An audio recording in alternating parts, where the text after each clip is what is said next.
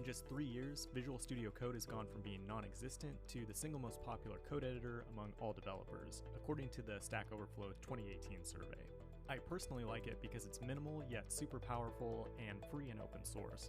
In this episode, I'll show you exactly what I mean by taking you through my top 10 pro tips for using VS Code effectively. If you're new here, hit subscribe and you'll find a full write-up on angularfirebase.com. The first thing you should know is how to get around the file system quickly. You can open up VS Code by running code from the command line with the directory that you want to open. The quickest way to move around is to memorize a few hotkeys or key bindings. If you hit Ctrl-K, it'll bring up a full list of key bindings that you can search through and customize as needed. But the single most important one is Ctrl-P, which brings up the command palette. We'll be using the command palette a lot in this video, so don't forget this one. To navigate between files, you can simply start typing the file name, and it will automatically search through your tree to find the corresponding file. That's way quicker than trying to navigate through a directory tree by clicking. But sometimes you might want to bookmark specific lines of code and navigate to them later. For that, I recommend using a bookmark plugin, which will allow us to highlight a block of code, set a bookmark number for it, and then easily navigate to it later on using the command palette in VS Code. As you probably noticed, I'm here in an Angular project, so I'm going to install some snippets to generate a lot of the boilerplate code for me. In Angular, we have two really good snippet libraries, one from Mike Moreland and one from John Papa, and you can use them both together. When you install snippets, they're automatically added to the VS Code IntelliSense, so say I need to code up something really tedious like an ng switch statement, I can simply start typing the prefix in the snippet library, and it will automatically generate this code for me. There's even snippets available for libraries like Angular Material, ngXS, and many others. Number 8 is VS Code's integrated command line terminal. You can pull it up by simply dragging from the bottom of the screen, or you can use the Control backtick key binding. You can also pull up the command palette with Control-P and open it there. What's really cool is that VS Code will automatically recognize scripts that you have set up in your project. In JavaScript, you probably have something set up with npm or maybe with grunt or gulp. You can simply type in npm and it will show all of your scripts right there automatically, so you can run them without ever having to type anything. With that, we can segue into the next major feature, which is IntelliSense. IntelliSense is just a fancy word for code auto-completion, and if you use a language that's strong typed like TypeScript, you'll get incredible developer tooling in VS Code. You'll see this automatically as you're coding, but you can pull it up manually with Control-Space as well. Code completion is pretty self-explanatory, but there's some pretty cool things you can do with it. Let's say we're going into a large TypeScript file for the first time, and we want to see all the methods and classes that are defined in this file. We can go into the command palette, type in the @ symbol, and that will give us all of the interfaces, methods, and properties defined in this file. In a strong type language, another thing you might want to do is peek the type definitions for a given interface. It can be really disruptive to have multiple files open at once looking for different type definitions, but you can simply click on an interface and say peek definition, and it will find that in your project even if it's buried in your node modules and show you the properties on that interface. On the flip side of this, you might be looking at an interface and want to know how many references you have to it in a project. If you right-click and go to Find References, it will show you exactly which files are referencing this interface in your project. But let's say I'm working with an interface and I decide I don't like the name of it. I can highlight it, then right-click and say Rename Symbol, or just hit F2 and give it a new name. That not only updates the current file, but also every other file in the project with that reference. And that's a lot safer than using just a regular find and replace, because it's looking at the actual code reference and not the text itself. Yet another good reason to strong type your code. Now, while we're on the topic of types, I want to show you this really cool extension called Paste JSON as Code. Almost all apps make calls to APIs that return JSON, but you might not have an easy way to actually strong type this response in your project. I'm in the Twitter API right now, and I'm just going to copy and paste this example response in JSON format. I'll go ahead and paste the JSON into a tweet.json file, and then create a new file called tweet.ts. Then I can open up the command palette and just enter the paste as JSON command, and we'll set the top level interface name as tweet. And then magically we get this whole set of interfaces that model this API response.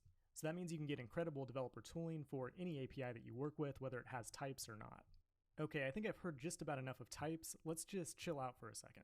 Hit Ctrl-KZ to go into Zen mode.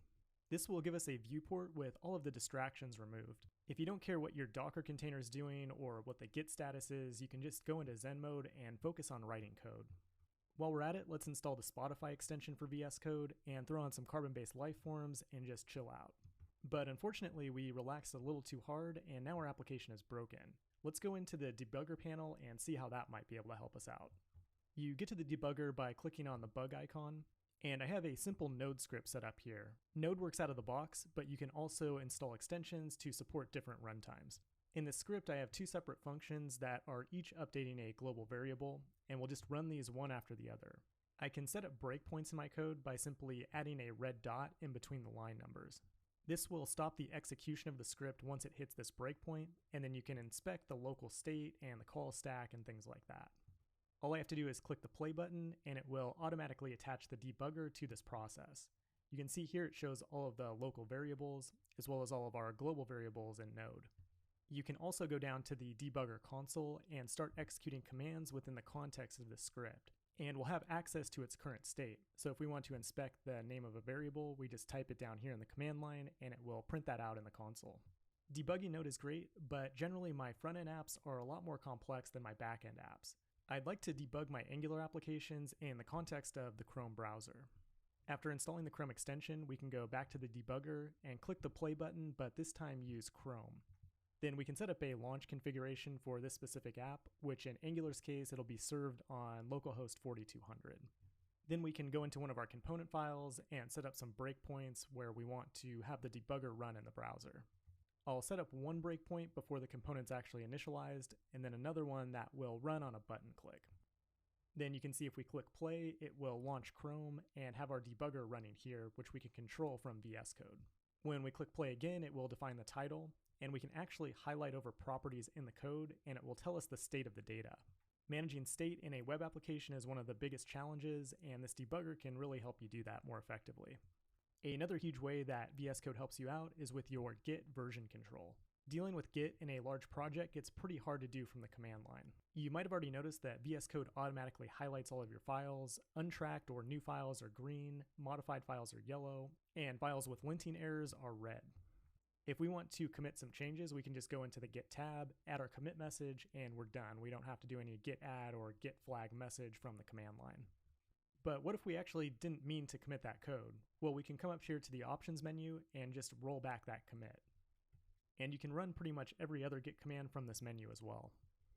If we want to revert some changes on a specific file, we can simply do that by clicking this revert button, and that will discard all of the changes that we made.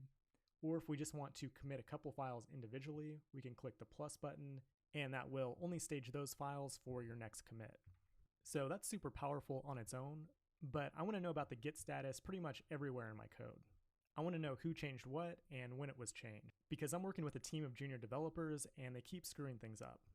We can install GitLens from the extensions page, and then if we go back to the Git tab, you'll see that we have an additional panel here with all of the GitLens data. It makes it a lot easier to traverse the Git tree and also deal with things like stashes and tags and also your remote repositories. But it doesn't just stop at the Git panel, it actually annotates all of your code with information about Git. If we go into a file and just hover over a piece of code, it will tell us exactly who wrote that code, when they wrote it, and its commit ID. This brings us to VS Code Live Share, which is a brand new feature in the editor. It allows you to connect your GitHub or Azure account to VS Code and then collaborate with multiple team members on a single document in real time. It's kind of like the Google Docs of writing code. I've been able to use this with some Angular Firebase Pro members to collaborate on issues, and it's been super useful. You can install the extension, and you'll need to connect a GitHub account or a Microsoft account. After that, it's just a matter of clicking share, and VS Code will return a link that you can pass along to other team members. I probably could have covered about 90 other topics in this video, but I'm going to go ahead and wrap things up there. If it helped you, please like and subscribe. And if you're serious about building apps, consider becoming a